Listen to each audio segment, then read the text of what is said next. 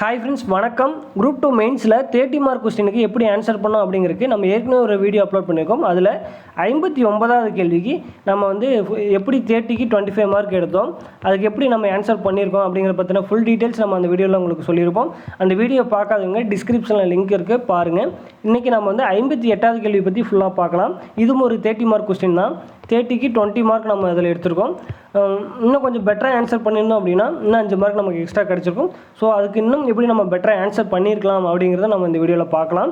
So group 2 மெயின்ஸுக்கு prepare ஆகிட்டு இருக்கீங்க, கண்டிப்பாக இந்த வீடியோ உங்களுக்கு வந்து யூஸ்ஃபுல்லாக இருக்கும்.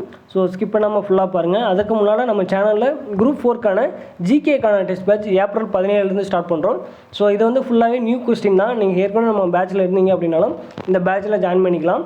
ஸோ அதுக்கான வாட்ஸ்அப் குரூப் லிங்க் வந்து டிஸ்கிரிப்ஷனில் இருக்குது, பார்த்துட்டு நீங்கள் அந்த குரூப்பில் ஜாயின் பண்ணிக்கிங்க. அதில் ஜாயின் பண்ணிட்டீங்க அப்படின்னா உங்களுக்கு test schedule, model question paper எல்லாமே அதில் கிடைக்கும். பார்த்துட்டு பிடிச்சிருந்து அப்படின்னா நீங்களும் நம்மளுடைய டெஸ்ட் பேட்சில் ஜாயின் பண்ணிக்கலாம். ஸோ 58வது கேள்வி, சுதந்திரமான மற்றும் நேர்மையான தேர்தல்களை நடத்துவதற்கு தேர்தல் ஆணையம் மேற்கொண்ட நடவடிக்கைகள் பற்றி ஆராய்க. இதான் கொஸ்டின். தேர்தல் ஆணையம் எலெக்ஷனை வந்து நேர்மையாக நடத்துறதுக்கு என்னென்ன நடவடிக்கை மேற்கொண்டிருக்காங்க அப்படிங்கிறது தான் கொஸ்டின். ஸோ இந்த கொஸ்டினுக்கு நம்ம வந்து 20 மார்க் எடுத்திருக்கோம்.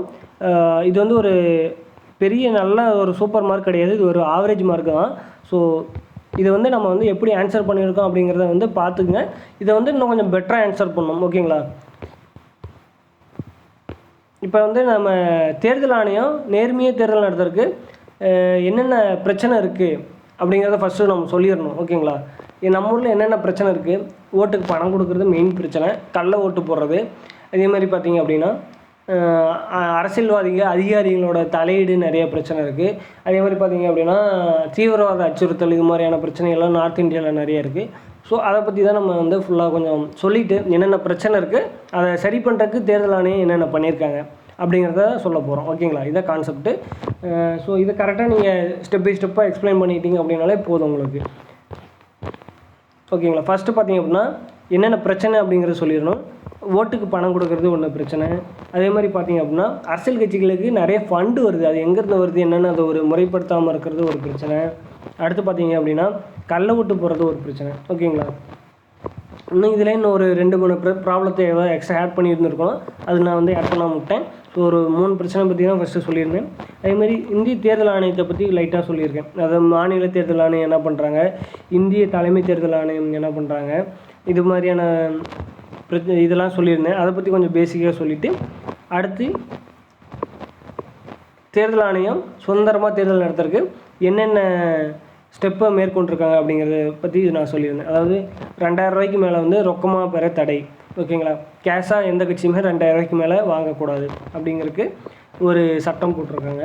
அதேமாதிரி முக்கிய அதிகாரிகளை வந்து எலெக்ஷன் டைமில் மாற்றுவாங்க. அது மூலிமா வந்து முக்கியமான அதிகாரிகள் வந்து ஒரு பர்டிகுலர் அரசியல் கட்சிகளுக்கு சாதகமாக இருந்தால் இது மாதிரி ட்ரான்ஸ்ஃபர் பண்ணும்போது நமக்கு வந்து வேறு அதிகாரிகள் வரும்போது இது மாதிரியான அதிகாரிகள் பிரச்சனை எதுவும் இருக்காது. அதே மாதிரி இரவு நேர பிரச்சாரத்திற்கு தடை. இரவு நேரங்களில் பிரச்சாரம் பண்ணுறோன்ட்டு நிறையா ஓட்டுக்கு பணம் கொடுக்குறது இன்னும் நிறைய ப்ராப்ளம் அதனால் வருது. ஸோ அதுக்கு வந்து தடை விதிச்சிருக்காங்க. அதே மாதிரி பார்த்திங்க அப்படின்னா வேட்பாளருக்கான தகுதி அறிவித்தல். வேட்பாளர் வந்து எவ்வளோ சொத்து இருக்குது, என்ன படிச்சிருக்காங்க, எவ்வளோ வழக்குகள் அவர் மேலே இருக்குது அப்படிங்கிறதெல்லாம் அறிவிக்கணும் அப்படின்னு சொல்லியிருக்காங்க. ஸோ இதுவுமே ஒரு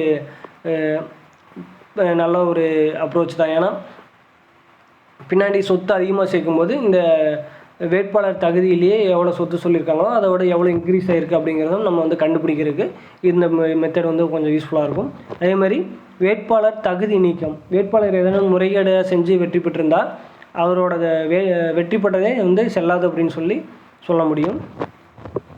அதே மாதிரி தேர்தலை ரத்து செய்தல். தேர்தல் அதாவது எலெக்ஷன் டைமில் கள்ள ஓட்டு போடுறது, அதே மாதிரி பணம் நிறையா கொடுக்கறது, இது மாதிரியான பிரச்சனைலாம் வந்துச்சு அப்படின்னா தேர்தல் ஆணையம் எலெக்ஷனே ரத்து பண்ணிடுவாங்க. ஸோ இது மாதிரியான நடவடிக்கைகள் மூலமாக தேர்தல் ஆணையம் வந்து சுதந்திரமான மற்றும் நேர்மையான தேர்தலை நடத்துறதுக்கான நடவடிக்கைகளை மேற்கொண்டிருக்கு, ஓகேங்களா? இதில் இன்னும் நிறையா பாயிண்ட் நம்ம சேர்த்திருக்கணும். இதை பார்த்திங்கன்னா சிம்பிளாக முடிச்சுட்டேன், அதனால தான் எனக்கு இதுக்கு 20 மார்க் தான் கிடச்சிருக்கு. இன்னும் என்னென்ன சொல்லியிருக்கணும் அப்படின்னா விவிபேட் பற்றி சொல்லியிருக்கணும். அதாவது நம்ம யாருக்கு ஓட்டு போட்டோம் அப்படிங்கிறத தெரியும் விவிபேட் மூலிமா. அதே மாதிரி இன்னும் நிறையா எக்ஸ்ட்ரா பாயிண்ட் நிறைய இருக்குது. ஸோ அந்த பாயிண்ட்ஸ் எல்லாமே நீங்கள் சேர்த்திருந்தீங்க அப்படின்னா கண்டிப்பாக உங்களுக்கு வந்து இன்னும் கொஞ்சம் மார்க்கு. முக்கியமாக விவிபேட் பற்றி நான் இதில் சொல்லவே இல்லை, அது ஒரு பெரிய ட்ராபேக். இன்னும் உங்களுக்கு ஏதாவது நிறையா எக்ஸ்ட்ரா பாயிண்ட்ஸ் தெரிஞ்சு அப்படின்னா அதை வந்து நீங்கள் வந்து கீழே கமெண்ட் பண்ணுங்கள், அது மற்றவங்களுக்கும் யூஸ்ஃபுல்லாக இருக்கும். நன்றி, வணக்கம்.